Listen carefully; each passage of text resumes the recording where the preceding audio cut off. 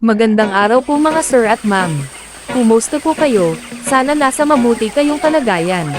Okay, eto po yung day 26 namin na broiler chicken, at ang timbang nito ay nasa 1.6 kilos hanggang 1.8 kilos bawat isa, at ang pinakamababang timbang ay nasa 1.3 kilos. At bukas pala day 27, magsisimula na kami mag-harvest. 3 araw o 4 na araw pala kami mag-harvest.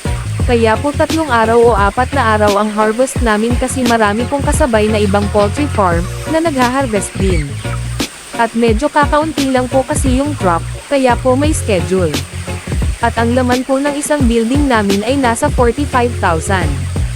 At hindi po saktong 45,000 yung maha-harvest, kasi may mortality at reject pa po. Bali po, sa 45,000 na manok namin, nasa 41 or 42,000, yung good harvest na manok. Siguro nasa 94% yung grow namin. At nagpapasalamat kami sa Panginoon, dahil binigyan kami ng magandang harvest, hanggang dito na lang muna. At abangan ninyo po yung sunod naming grow. Salamat sa panonood. God bless you.